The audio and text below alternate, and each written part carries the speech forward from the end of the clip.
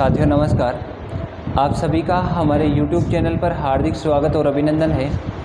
आज की इस क्लास में अपन बात करेंगे जनरल साइंस का जो अपना प्रीवियस ईयर क्वेश्चंस पे अपन जो चर्चा कर रहे थे उसी क्लास का ये अगला पार्ट है। और ये आज का जो टॉपिक है ये इंफॉर्मेशन टेक्नोलॉजी या कम्युनिकेशन टेक्नोलॉजी, संचार से संबंधित अपना ये टॉपिक है। और इसके अंतर्गत अपन बात करेंगे सूचना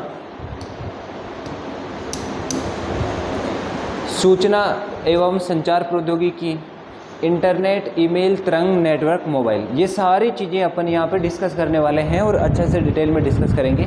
तो आप लोगों को अगर हमारे वीडियो पसंद आ रहे हों तो चैनल को लाइक, शेयर एंड सब्सक्राइब जरूर करें। आज की जैसे ज्योग्राफी की क्लास हुई थी सिलेबस डिस्कशन को लेकर, और पिछला जो पेपर था उसको अपन ने यहाँ पर डिस्कस किया था। तो इस तरीके से अपन आगे कंटिन्यू कर रहे हैं। आपकी ये क्लासें पसंद आ रही हो तो लाइक शेयर जरूर करते रहें। चलिए बिना टाइम वेस्ट किए अपन पहला क्वेश्चन है, और क्वेश्चन को अच्छे से पढ़ो पहले और फिर उसके बाद में आंसर बताओ। क्वेश्चन है इंटरनेट क्या है?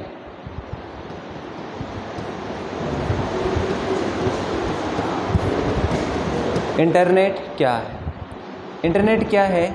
इसमें ऑप्शन लिखा है hardware, software, program, protocol, networking. बताओ देखिए इंटरनेट क्या है। इस क्वेश्चन का सही आंसर होगा प्रोटोकॉल नेटवर्किंग। क्या हो जाएगा इसका सही आंसर है, यानी कि कंप्यूटर को अनेक कंप्यूटरों से जोड़ के रखने के लिए जो मीडियम अपन काम में लेते हैं वही क्या है, इंटरनेट। और इंटरनेट के बारे में कहा जाता है कि इसका जो जन्मदाता है वो कौन है, विंटन जी सर्फ है। इंटरनेट का जन्मदाता विंटन जी सर्फ को माना जाता है, विंटन जी सर्फ। तो पहले क्वेश्चन का सही आंसर क्या हो जाएगा, ऑप्शन नंबर 4 इसका करेक्ट आंसर है। अगला क्वेश्चन देखो, www से क्या तात्पर्य है? बताओ इसका आंसर बताओ। ये क्वेश्चन तो बहुत बार एग्जाम में भी पूछ लिया गया कि इसमें से www से क्या तात्पर्य है। Work with web, world wide web, world wide web, worth vital web. बताओ इसका करेक्ट आंसर बताओ क्या है। और इसके बारे में सबसे पहले इसका संस्थापक किसको भी माना जाता है ये भी आप मेरे को बता सकते हो। एग्जाम में इस तरीके से भी क्वेश्चन पूछ लेता है। तो देखो इसमें www जो है इसका मतलब होता है वर्ल्ड वाइड वेब, और इसका जो संस्थापक माना जाता है वो टिम बर्नर्स-ली को माना जाता है। किसको मानते हैं? टिम बर्नर्स-ली को मानते हैं। www का संस्थापक कौन है? टिम बर्नर्स-ली, और इसका पूरा नाम क्या है? World wide web. तो इसका ऑप्शन नंबर 2 क्या हो जाएगा, करेक्ट आंसर हो जाएगा। नेक्स्ट क्वेश्चन पे चर्चा करते हैं। अगला क्वेश्चन है किसी वेबसाइट का मुख्य पृष्ठ कहलाता है। मान लो जैसे कोई भी एक वेबसाइट है और वेबसाइट में जैसे आपके सामने लिखो, यहाँ पे लिखा है www.nrkca कुछ भी है जैसे मान लो, और यहाँ पे लिख दिया आगे मैंने .com। ये जैसे एक वेबसाइट अपने सामने है। अब इस वेबसाइट का जो प्रथम पृष्ठ होगा वो प्रथम पृष्ठ क्या कहलाता है, ये आपसे पूछा गया। तो इसमें से बताओ डेस्कटॉप कहलाएगा, होम पेज कहलाएगा, वेबसाइट वेब पेज कहलाएगा या ओपन पेज कहलाएगा। जैसे अपन है ना क्रोम को जब ओपन कर देंगे, और क्रोम को जब ओपन करते हैं तो हमें सबसे पहले इस तरीके का एक एरो निशान बना हुआ दिखाई देता है, और इसका मतलब होता है होम पेज। जैसे अपन इसको क्लिक करेंगे कहाँ पर चले जाएंगे, होम पेज पे। तो पहला पृष्ठ क्या कहलाएगा अपना, होम पेज कहलाता है। क्या कहलाएगा, होम पेज कहलाएगा। ऑप्शन नंबर बी इसका करेक्ट आंसर हो जाएगा। अगला है ईमेल का जन्मदाता। ईमेल का जन्मदाता किसको माना जाता है? बिल गेट्स को, टिमोथी बिल को, लिंकन गोलिटसबर्ग को, रे टॉमलिंसन को। बताओ इसका करेक्ट आंसर क्या आएगा। ईमेल का जन्मदाता, ईमेल क्या होता है कि कंप्यूटर के माध्यम से अपन सूचनाओं को भेजते हैं, और ईमेल का जो एड्रेस होता है लास्ट में आईपी एड्रेस जो अपन काम में लेते हैं @gmail.com। क्या काम में लेते हैं? @gmail.com। और फिर इससे पहले अपन उस व्यक्ति की डिटेल्स डाल देते हैं जिससे कि वो सूचना उसके पास में चली जाती है। ज़रूरी नहीं है कि वो व्यक्ति उस टाइम पे कंप्यूटर के ऊपर ही काम कर रहा, ये कोई ज़रूरी नहीं है। तो इसका क्या आ जाएगा, रे टॉमलिंसन हो जाएगा। ऑप्शन नंबर 4 इस क्वेश्चन का करेक्ट आंसर है। अगला देखो, ईमेल एड्रेस में इन क्या होता है या इन से क्या आशय होता है। इन का मतलब होता है कंट्री से, और कंट्री का मतलब ये किसको रिप्रेजेंट करता है, इंडिया को। इंडिया बोले तो भारत। क्या आ जाएगा, इसका ऑप्शन नंबर बी इस क्वेश्चन का करेक्ट आंसर है। अगला क्वेश्चन है, ईमेल भेजने से आपके पास क्या होना चाहिए। ईमेल भेजने के लिए देखो आपके पास में क्या होना चाहिए, क्या मोडेम और टेलीफोन लाइन होनी चाहिए, इंटरनेट कनेक्शन होना चाहिए, मेल प्राप्त करने वाले ईमेल पता होना चाहिए, या उपरोक्त सभी होना चाहिए। देखो अपन जिसको ईमेल भेजेंगे, अगर किसी वेबसाइट पे अपन कुछ अपलोड करते हैं तो अपनी वेबसाइट किसी अगले को बतानी पड़ेगी कि हमने ये चीज़ें वहाँ पे अपलोड कर रखी हैं। लेकिन अगर मान लो किसी एक व्यक्ति विशेष को कुछ भेजना हो, जैसे 25 KB तक की अपन फाइलें वगैरह भेज सकते हैं, उससे ऊपर की फाइलें भेज सकते हैं, और 5 से अधिक फाइलें भी भेजी जा सकती है एक साथ, तो वो सब चीज़ें हैं। तो उसमें अपन किसको काम में लेंगे, ईमेल को काम में लेते हैं, और ईमेल के माध्यम से अपन क्या करते हैं, इनको भेजते हैं। तो हमारे पास में कौन कौन सी चीज़ें होना ज़रूरी है, देखो मोबाइल और टेलीफोन लाइन, यानी कि लाइन कनेक्शन, लाइट का जो इंटरनेट का कनेक्शन है वो होना ज़रूरी है, इंटरनेट कनेक्शन, मेल प्राप्त करने वाले ईमेल पता, मेल जिसको भेजेंगे उसका ईमेल एड्रेस भी तो हमें पता होना चाहिए ना, तभी तो सूचनाएं उसके पास में जाएंगी, और उसके बाद में क्या जाएगा, उपरोक्त सभी। तो इसका ऑप्शन नंबर डी क्या हो जाएगा, करेक्ट आंसर है option number D. Question number 6 का क्या हो जाएगा, करेक्ट आंसर हो जाएगा। अगले क्वेश्चन की चर्चा करें।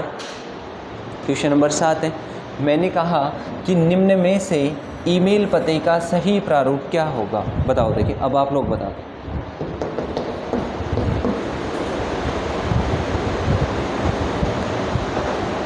ईमेल पते का सही प्रारूप क्या होगा, बताओ। देखिए अभी मैंने बताया था पहले क्वेश्चन में कि जो स्टार्टिंग में होता है ना, वो तो उसकी डिटेल्स होती है, फिर अपन उसके लिए एक डोमेन काम में लेते हैं जिससे कि वो ईमेल उसी तक पहुंच पाती है। अब उसमें अपन क्या काम में लेते हैं, जैसे क्रोम के अंदर अपन .com भी लगाते हैं, www. ऐसे कुछ लिख के फिर .com लगाते हैं, जिससे कि वो सर्च इंजन में चला जाता है। अब जैसे मैं यहाँ पे लिख रहा हूँ @gmail.com, इसका मतलब मैं ईमेल भेज रहा हूँ किसको, सामने वाले इंसान को। तो बताओ इसके लिए क्या होगा, कौन सा डोमेन काम में आएगा, या कौन सी इसकी जो लास्ट वाली जो है ईमेल का प्रारूप या फॉर्मेट क्या होता है वो कौन सा होगा, बताओ। आप लोग इसका ऑप्शन बताओ कौन सा आएगा, कमेंट बॉक्स में कमेंट करके इसका आंसर बताओ। ईमेल पते का सही प्रारूप क्या हो जाएगा। मैंने कहा था ना, पहले तो नेम लिखते हैं, नेम लिखने के बाद में @ लगाते हैं, और फिर gmail.com लिखते हैं। ऐसा प्रारूप कहीं दिख रहा है क्या आपको? आप कहोगे जी हाँ सर बिल्कुल, यहाँ पे दिख रहा है हमें ऑप्शन नंबर डी में। इसका मतलब ईमेल का सही प्रारूप कौन सा हो जाएगा, ये वाला ऑप्शन नंबर ड, यानी कि 4 नंबर ऑप्शन इस क्वेश्चन का क्या हो जाएगा, करेक्ट आंसर हो जाएगा। ईमेल एड्रेस का प्रथम भाग किसको अंकित करता है। देखो अंतिम भाग तो उसका जो डोमेन एड्रेस है, यानी कि अपन जो काम में लेते हैं @gmail.com, वो हो जाएगा। फिर ये कह रहा है कि प्रथम जो होगा वो प्रथम किसको रिप्रेजेंट करता है। आपके सामने ऑप्शन लिखे हैं कि मेल बॉक्स का कंप्यूटर, उपयोगकर्ता के मेल बॉक्स का नाम, उपयोगकर्ता उपयुक्त 1 व 2 दोनों, और डोमेन का नाम। कमेंट करके इसका आंसर बताओ, देखिए क्या है।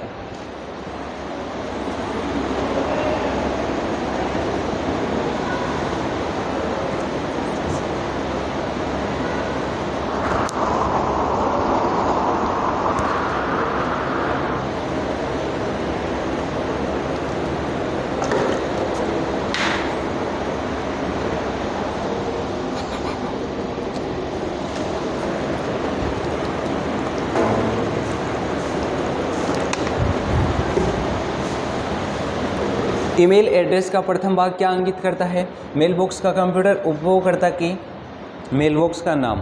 तो इसमें क्या आ जाएगा, उपरोक्त 1 व 2 दोनों किसको प्रदर्शित करेगा, बताओ। इस क्वेश्चन का करेक्ट आंसर बताओ पहले क्या आएगा।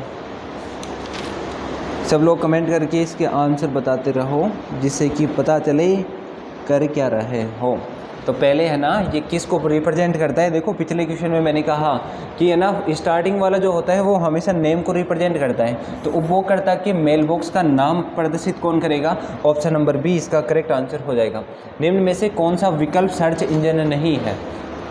कुछ आपके सामने 4 ऑप्शन दिए गए हैं, इसमें से ये कह रहा है कि इसमें से सर्च इंजन कौन सा नहीं है।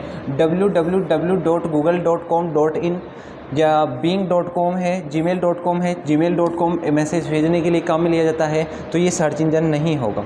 अगला है ISDN का पूरा नाम क्या है। ISDN का पूरा नाम क्या है बताओ। देखिए, input service digital network, integrated service digital network, integrated switch digital network, input switch digital network. इस क्वेश्चन का सही आंसर बता दो क्या आएगा कि ISDN का जो पूरा नाम होता है वो क्या है, क्या होता है ISDN का पूरा नाम? Integrated service digital network. Option number B इसका क्या हो जाएगा करेक्ट आंसर। अगला देखो 11 नंबर क्वेश्चन का पूरा नाम है, इसमें से आपसे पूछ रहा है कि ISP का पूरा नाम क्या है? ISP internet speed provider, service protocol, service provider, उपरोक्त में से कोई नहीं। बताओ क्या आएगा? देखिए ISP का पूरा नाम ISP इंटरनेट सर्विस प्रोवाइडर। क्या हो जाएगा? Internet service provider. Option number 3 इसका सही आंसर होगा। अगला है LAN का पूरा नाम क्या है? LAN बोले तो लोकल एरिया नेटवर्क। और लोकल एरिया नेटवर्क जो है इसमें क्या आ जाएगा? ऑप्शन नंबर बी इसका करेक्ट आंसर हो जाएगा। बिल्कुल सही है, local area network. Question number 13 की बात करें कि भारत का पहला राज्य जो डिजिटल राज्य घोषित किया गया है, भारत का पहला स्टेट कौन सा है जिसको डिजिटल स्टेट घोषित किया गया है? गोवा, महाराष्ट्र, कर्नाटक, केरल। बताओ क्या आंसर रहेगा इसका?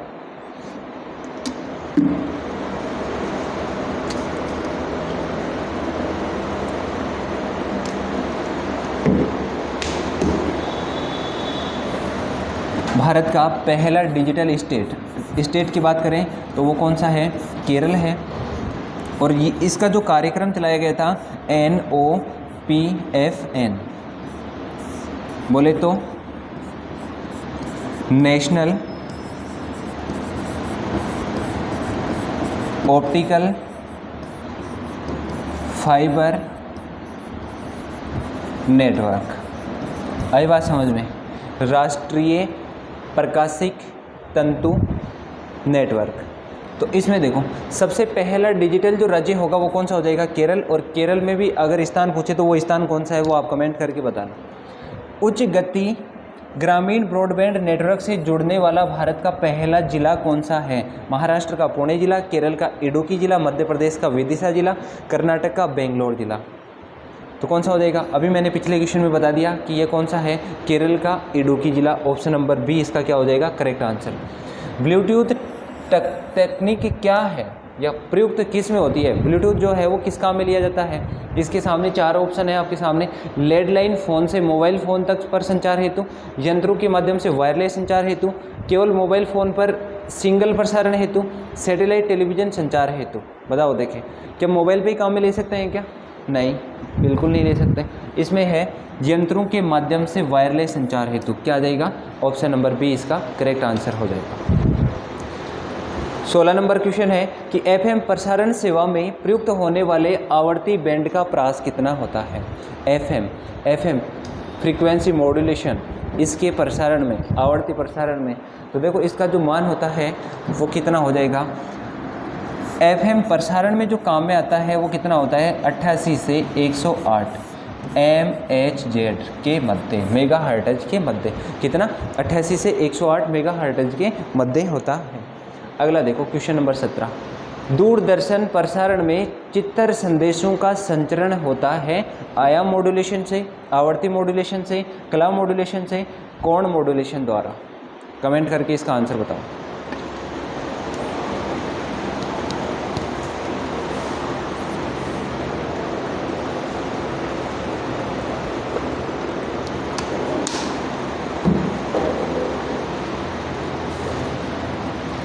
बताओ इसका आंसर बताओ।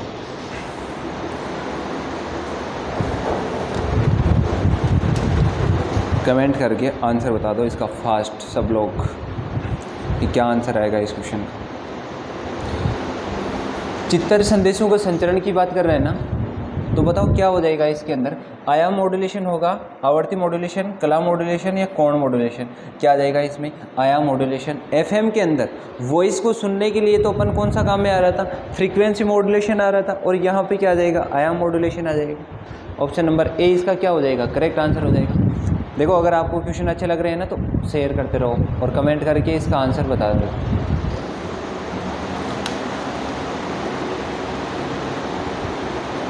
अगला क्वेश्चन देखो, निम्न में से किसकी तरंग लंबाई सबसे अधिक होती है? कौन सी तरंग है जिसकी तरंग लंबाई सबसे अधिक होती है?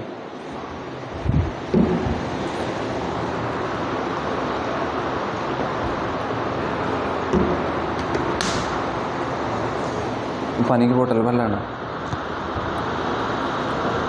वो वाला।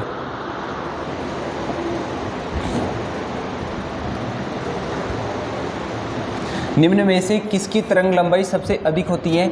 इंफ्रारेड की, एक्स किरणों की, दृष्टिगोचर प्रकाश की या रेडियो तरंगों की? बताओ, देखिए आप लोग कमेंट करो कि ना निम्न जो आपके सामने 4 तरंगें दी गई हैं, इनमें से किसकी तरंग लंबाई मैक्सिमम होती है? किसकी होगी? इंफ्रारेड की, एक्स किरणों की, दृष्टिगोचर की या रेडियो तरंगों की? तो इसमें क्या करेंगे बच्चा लोग, रेडियो तरंगों की जो आवृत्ति होती है या तरंग लंबाई जो होती है रेडियो तरंगों की, वो क्या होती है? सबसे अधिक होती है। ये ऐसे क्वेश्चन, टेक्नोलॉजी के क्वेश्चन वर्तमान समय की जो एग्ज़ाम्स हैं उसमें अधिक पूछे जा रहे हैं। जैसे अपन बात करें, अब ऐसे लगता है अपने को कि ये पढ़ने में थोड़ा सा हार्ड है, मानता हूँ थोड़ा सा टिपिकल है, कोई दिक्कत नहीं है, बट अभी अपन क्वेश्चन कर रहे हैं। जब थ्योरी की क्लास होगी तो और भी अच्छे से आपको समझ में आ जाए। ठीक है, तो आप लोग वीडियो को शेयर करते रहना। अगला क्वेश्चन पढ़ो। अगला क्वेश्चन है कि एक रेडियो स्टेशन से 30 मीटर एक रेडियो स्टेशन से 30 मीटर बैंड पर प्रसारण होता है। इस स्टेशन द्वारा प्रेषित वाहक तरंगों की फ्रीक्वेंसी कितनी होगी?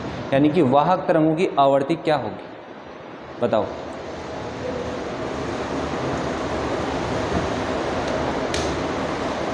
कमेंट करके इसका आंसर बताओ।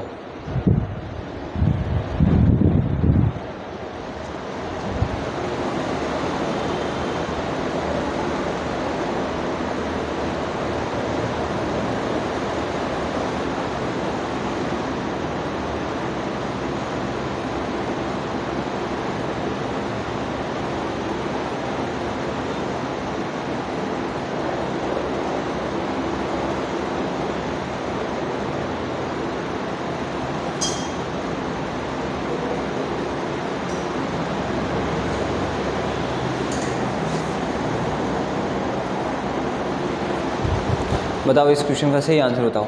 इस स्टेशन द्वारा प्रेषित वाहक तरंग की फ्रीक्वेंसी कितनी होगी?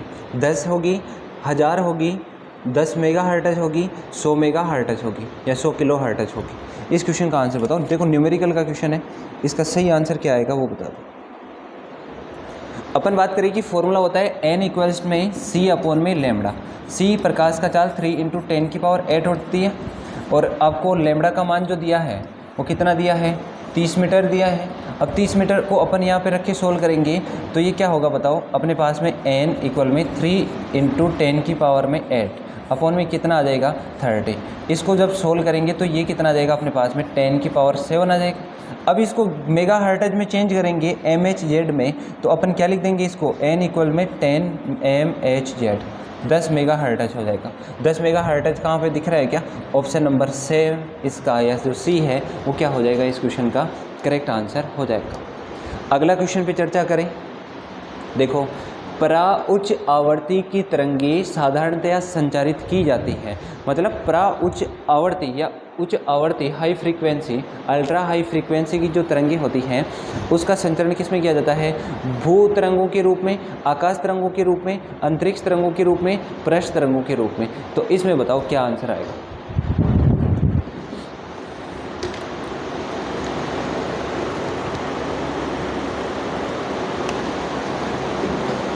बताओ इसका आंसर बताओ। अल्ट्रा हाई फ्रीक्वेंसी की तरंगें साधारणतया संचारित की जाती हैं किसमें? भू तरंगों के रूप में, आकाश तरंगों के रूप में, अंतरिक्ष। हाई तरंगें हैं, अल्ट्रा हाई फ्रीक्वेंसी है, तो ये किस में आ जाएगी? अंतरिक्ष तरंगों के रूप में। अगला क्वेश्चन देखो, मोबाइल फ़ोन में जो सिम अपन काम में लेते हैं उस सिम का अर्थ क्या होता है उसके बारे में पूछ रहा है। तो बताओ, system in mobile, server inside mobile, subscriber identity module होता है या इनमें से कोई नहीं? बताओ इस क्वेश्चन का सही आंसर क्या है? देखिए सब लोग वीडियो को शेयर करते रहें और कमेंट करके अपने आंसर भी ज़रूर बताएं। बताओ क्या आएगा? सिम, मोबाइल फ़ोन के सिम का क्या अर्थ है? System in mobile, server inside mobile, subscriber identity modulation या कोई नहीं? बताओ इसका क्या आंसर आएगा? फास्टली इसके आंसर बता दो।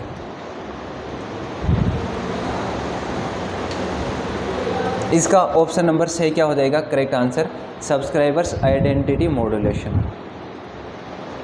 अगला है सामान्यतः टीवी रिमोट में, टीवी का जो रिमोट आता है उसमें कंट्रोल में उपयोग की जाने वाली तरंगें कौन सी होती हैं? टीवी का जो रिमोट होता है उसमें कौन सी तरंगें काम में ली जाती हैं? एक्स किरणें, पराबैंगनी किरणें, अवरक्त किरणें, गामा किरणें। बताओ, रिमोट की बात कर रहे हैं और रिमोट में कैसी होती है? इंफ्रारेड, इंफ्रारेड वेव होती है। और ये इंफ्रारेड वेव किस में काम में ली जाती है? टीवी का जो रिमोट होता है उसके अंदर काम में ली जाती है। फिर इसके बाद में अगर बात करें अपन अगले क्वेश्चन की, क्वेश्चन नंबर 23 देखो, CDMA का पूरा नाम क्या है? CDMA का पूरा नाम पूछ रहा है, तो बताओ इसका पूरा नाम क्या होगा? CDMA का पूरा नाम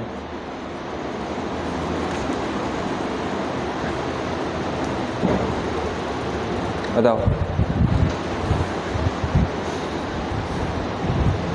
कोड डिवीजन, सी का तो हो गया कोड, डी का मतलब हो गया डिवीजन। पहले 2 पॉइंट तो सीधे यही देख लो, कोड डिवीजन, इसमें कोड डिवीजन, ये सेल्यूलर डिवीजन है, ये भी नहीं होगा, ये भी नहीं होगा। फिर ये आता है देखो, मोबाइल एक्सेस होगा या मल्टीपल एक्सेस होगा। अपन इंटरनेट में मुख्यतः जो भी चीज़ें काम में ली जाती हैं वो ना कि सिंगल यूज में ली जाती है, वो मल्टीपल एक्सेस में ली जाती है। तो इसमें कौन सा ऑप्शन सही हो जाएगा? Option number 4 code division multiple access. किसका नाम है ये? CDMA का पूरा नाम क्या? Code division multiple access. Option number 4 इसका करेक्ट आंसर। अगला क्वेश्चन देखो, ऑप्टिकल फाइबर, मैंने पहले भी आपको बताया था जब लाइट वाला टॉपिक करवाया था कि ये पूर्ण आंतरिक परावर्तन के सिद्धांत पर कार्य करता है और इसका उपयोग किस में करते हैं? सिग्नल्स को लंबी दूरी तक भेजने के लिए करते हैं। को आम तौर पर किस में प्रयोग किया जाता है? संचार में, बुनने में, संगीत के औजार में या खाने के उद्योग में? ऑप्टिकल फाइबर को खाएंगे क्या? नहीं, खाने के काम में नहीं आता, वो पूर्णांतरिक परावर्तन के सिद्धांत पर कार्य करता है और संचार को भेजने में काम में आता है। तो इसका करेक्ट आंसर क्या हो जाएगा? ऑप्टिकल फाइबर का प्रयोग किस में किया जाता है? संचार में किया जाता है। निम्न में से किसकी भेदन क्षमता अधिक होती है? किसकी भेदन क्षमता अधिक होती है? आपके सामने कुछ तरंगें लिखी हुई हैं और वो कह रहा है कि इन तरंगों में से भेदन क्षमता किसकी अधिक होगी? Alpha, beta, gamma, neutron. Gamma किरणें जो होती हैं वो 30 mm मोटी एल्यूमिनियम की जो चद्दर होती है, 30 mm मोटी एल्यूमिनियम की चद्दर को भी क्या कर जाती है? पार कर जाती है। कौन सी किरणें? गामा किरणें। तो सबसे अधिक वेदन क्षमता किसकी हो जाएगी? गामा किरणों की हो जाएगी। किसकी हो जाएगी बच्चों? गामा किरणों की हो जाएगी। फिर उसके बाद में अगला है TRAI संबंधित है। TRAI संबंधित है। अब इसके सामने आपको इसके फुल फॉर्म दे रखी है, तो इसमें से देख के बताओ कि ये TRAI जो है इसका पूरा नाम है क्या? देखो, telecom regulatory authority of India, telecast regulatory authority of association of India, telephone regulatory authority of India, इनमें से कोई नहीं। बताओ इसका सही आंसर क्या आ जाएगा? इसका हो जाएगा टेलीकॉम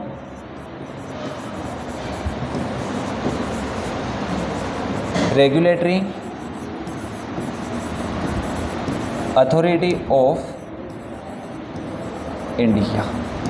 ऑप्शन नंबर ए क्या हो जाएगा इस क्वेश्चन का सही आंसर हो जाएगा। देखिए, ये क्वेश्चन जो हैं अपन इनको सोल्व जो कर रहे हैं, थोड़ा सा अपन इसको स्पीड में देख रहे हैं। स्पीड में देखने की बात ये है कि इसमें समझने वाली कुछ चीज़ें हैं नहीं। इनकी फुल फॉर्म वगैरह पूछता है, मुख्यतः इनकी फुल फॉर्म पूछता है, और ये है कि इंटरनेट का जो एक्सेस है, इंटरनेट किस तरीके से काम करता है, वो सारी चीज़ें अपन जब कंप्यूटर की क्लास लेके आएंगे, कंप्यूटर को पढ़ेंगे, तब उसके साथ में हमें पता चल जाएगा।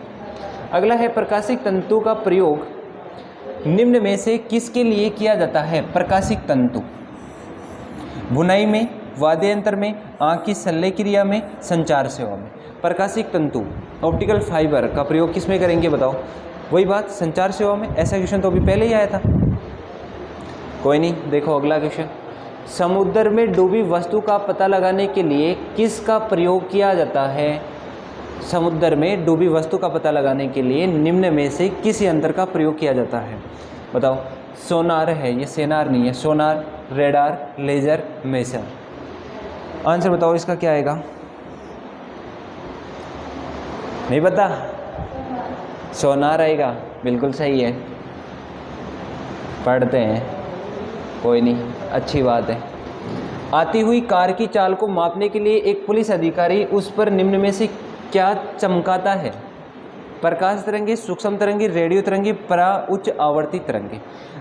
बताओ इसका, बताओ। देखिए इसका बताओ तो माने, ऐसे थोड़ी ना है। ये बोल रहा है आपको कि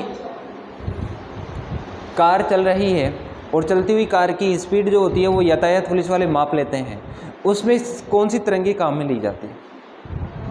प्रकाश तरंगे, सूक्ष्म तरंगे, रेडियो तरंगे, परा उच्च आवर्ती तरंगे। क्या बेचारे को अंतरिक्ष में थोड़ी ना भेजना है कि वो परा उच्च आवर्ती की तरंगे काम मिलेंगे, वो तो अंतरिक्ष के लिए काम में लेते हैं। ये बोल रहे हैं कि कार की चाल मापने के लिए पुलिस अधिकारी उस पर निम्न में से क्या चमकाता है? क्या प्रकाश तरंगे उसकी आंखों में गिरेगा क्या? बेचारा वो जाके मान लो उस पुलिस वाले को ठोक दिया तो दिक्कत हो जाएगी।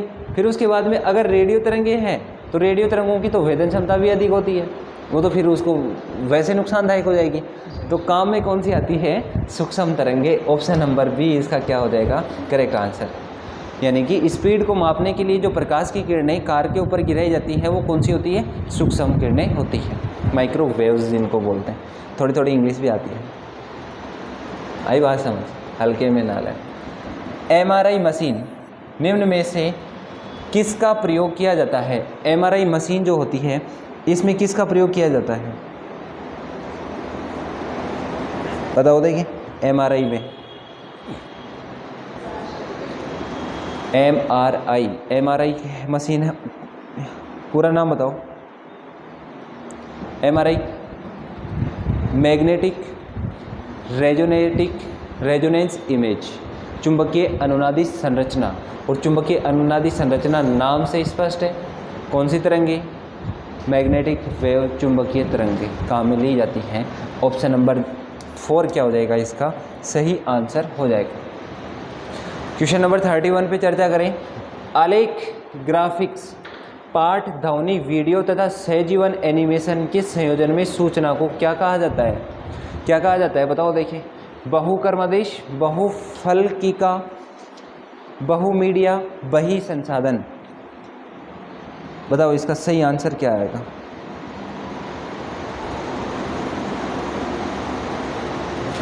ये है आलेख, ग्राफिक, पाठ, ध्वनि, वीडियो, ऑडियो जो भी है इनको मतलब हर लोगों तक पहुंचाया जा सकता है। इसका संयोजन जो है सहजीवन संयोजन किया जा सकता है। मतलब जैसे अपन यहाँ पे बैठे हैं, दूर बैठे अपन न्यूज़ चैनल से न्यूज़ सुन सकते हैं, देश विदेश में जो हो रही घटनाएं घटित हैं उनको अपन पता लगा सकते हैं। तो इनका प्रयोग किससे पता चलता है हमें? इस सूचना को क्या कहेंगे? अपन कहेंगे इसको क्या? बहुमीडिया।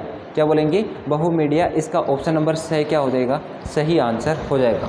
अगला क्वेश्चन बात करें, क्वेश्चन नंबर 34 का आंसर बताओ। देखिए क्या आएगा। और ये क्वेश्चन नंबर 34 जो है ये आपको कह रहा है कि सूचना अभियांत्रिकी एवं संबंध विज्ञानों के क्षेत्र में राष्ट्रीय उत्कृष्टता संस्था कहाँ पर स्थापित किए जाना प्रस्तावित है? राष्ट्रीय उत्कृष्टता संस्था कहाँ स्थापित किया जाना प्रस्तावित है? कहाँ पर है? बेंगलुरु में है, और बेंगलोर में है। फिर इसके बाद में नेक्स्ट क्वेश्चन है कि निम्न में से आपके सामने कुछ विकल्प दिए गए हैं, इनमें से पढ़ना है। सूचना प्रौद्योगिकी का संयोजन होता है, किसके अंदर होता है? देखो सूचना प्रौद्योगिकी का संयोजन परिकलन व्यवसाय तथा संचार में, व्यवसाय इंटरनेट तथा सॉफ्टवेयर में, सूक्ष्म इलेक्ट्रॉनिक की परिकलन और संचार में, डाटाबेस प्रबंधन संचार व इंटरनेट में सूचना प्रौद्योगिकी का संयोजन होता है। किसमें? सूक्ष्म इलेक्ट्रॉनिक की परिकलन तथा संचार के अंदर। ऑप्शन नंबर 6 क्या हो जाएगा इसका? Correct answer. भारत में इंटरनेट सर्विस प्रोवाइडर के रूप में किसे नियुक्त किया गया है? भारत में इंटरनेट सर्विस प्रोवाइडर के रूप में किसे नियुक्त किया गया है? ये क्वेश्चन देखो इसमें है ना जानकारी सही नहीं दे रखी। सार्वजनिक और निजी दोनों, व्यावसायिक दोनों क्षेत्र को इसमें शामिल किया गया है, तो ये क्वेश्चन थोड़ा सा मिसप्रिंट हो गया था, छोड़ दो उसको। इंटरनेट प्रौद्योगिकी में HTML क्या है? HTML क्या होता है? बताओ। देखिए HTML बोले तो हाइपर टेक्स्ट मार्कअप लैंग्वेज। क्या हो जाएगा? Hyper text markup language. आई बात समझ में? आज की इस क्लास के ये कुछ महत्वपूर्ण क्वेश्चन 35 अपन ने देख लिए। मुझे पता है कि अपन थोड़ा सा इसको स्पीड से देखे थे। स्पीड से देखने के लिए है कंप्यूटर का अपने को थोड़ा सा बेसिक नॉलेज होना ज़रूरी है। कंप्यूटर की क्लास भी आपकी जल्द ही लग जाएगी और इसमें फुल फॉर्म वगैरह याद रखनी होती है, जो आपको PDF के रूप में हमारे टेलीग्राम चैनल पे मिल जाएगी। अगर आपको हमारा वीडियो पसंद आए तो चैनल को लाइक शेयर एंड सब्सक्राइब जरूर करें। धन्यवाद।